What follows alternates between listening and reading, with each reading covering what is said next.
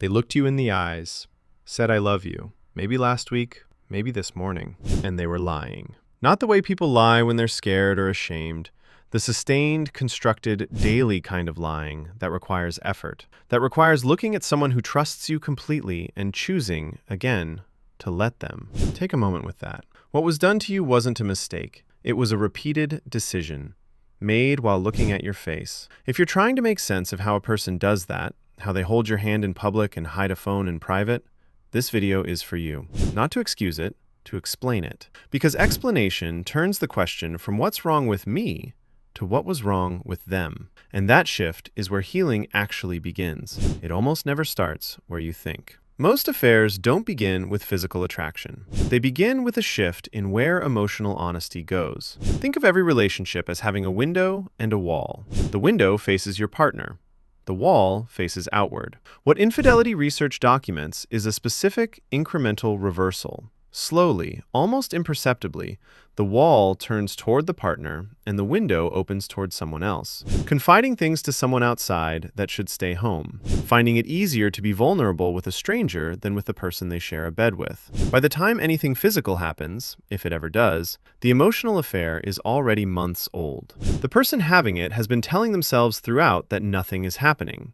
Because technically, nothing has happened yet. The window just shifted, and you felt it. You probably sensed something was wrong before you had proof. That instinct you kept second-guessing was correct. The problem was never your perception. The problem was that someone you loved was working hard to make you doubt it. Here's why sustained deception doesn't feel like lying from the inside. When a person's behavior and their self-image don't match, I'm a good partner versus I'm hiding these conversations, the mind experiences genuine discomfort. And what the research shows is that it resolves that discomfort not by changing the behavior, but by rewriting the story around it. It's not that serious. My partner doesn't meet my needs anyway. If they really knew me, they would understand. Each rationalization is a small adjustment. Each adjustment makes the next behavior slightly more available. The line doesn't get crossed all at once. It gets moved, incrementally, until the person on the wrong side of it has genuinely lost track of where it used to be. Psychologists call this moral disengagement,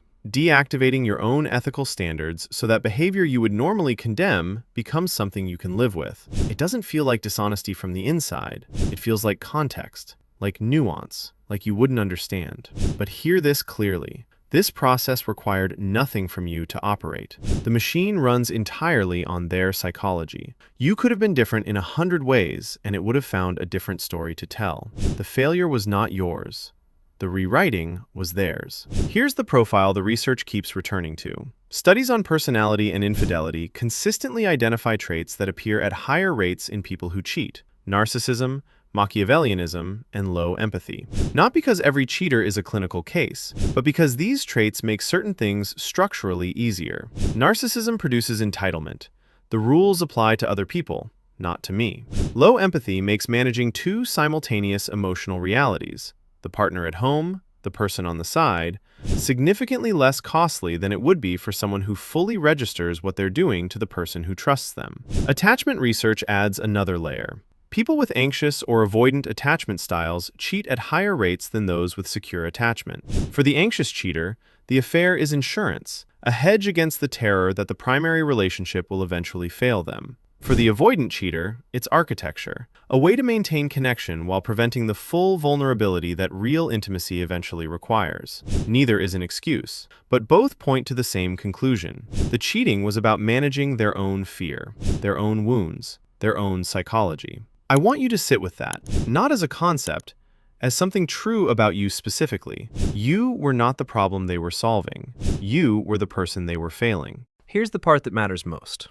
Clinical work on infidelity consistently finds that affairs are rarely about the affair partner. They're about something the cheater is searching for in themselves, a version of themselves they feel they've lost, a sense of aliveness or freedom they don't know how to pursue honestly inside a committed life. That doesn't move responsibility. The person who made the commitment is responsible for honoring it or ending it honestly. But it means something important for you. What they were looking for had almost nothing to do with what you were or weren't. The affair wasn't a comparison you lost. It was an escape hatch built for reasons entirely internal to them, a door that existed in their psychology long before you appeared in their life. This is the part I most want you to hear. The story you've been telling yourself, that if you had been more, done more, loved differently, that story is not yours. They wrote it to protect themselves. You inherited it because you were there, but it was never true about you. Understanding that, not just intellectually, but in the way that changes what you tell yourself at 2 a.m.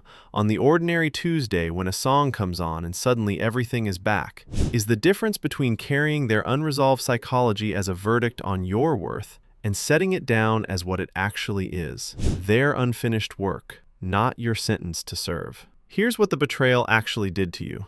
Research on betrayed partners shows that discovering infidelity can produce symptoms consistent with post-traumatic stress, intrusive thoughts arriving without warning, hypervigilance, scanning everything for signs you missed, difficulty trusting your own perception, replaying interactions looking for the moment you should have seen it coming. Not because you're fragile, because your trust architecture, the internal model you use to navigate a relationship and your own judgment, was deliberately and systematically undermined by someone who had every reason to know better. You weren't just hurt, you were actively misled by someone who chose, repeatedly, to override your accurate perception of reality. When you felt something was wrong and they told you that you were imagining it, that was not a misunderstanding. That was a choice. The confusion isn't weakness. It's the rational response to sustained interference with your ability to see clearly. Recovery runs through one specific thing: rebuilding trust in your own perception. Not through finding better evidence you should have caught it sooner. Through the slow, patient work of learning to trust yourself again.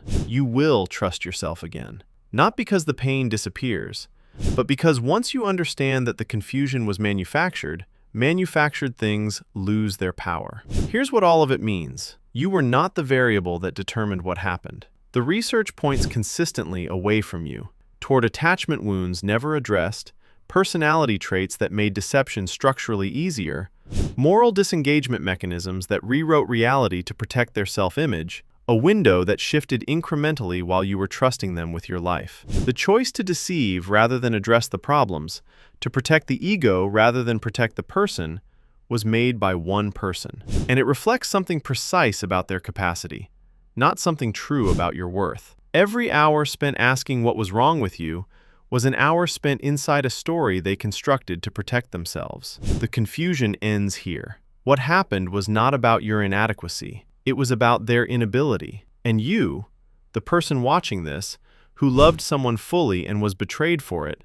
you deserved better. Not because you were perfect, because you were honest. And honest people deserve to be met with honesty in return. That's not a small thing. That's everything. If this gave language to something you've been carrying, drop a comment. You don't have to explain. Just knowing you're not alone in this is sometimes enough. And if you want content that takes what you're going through seriously, subscribe.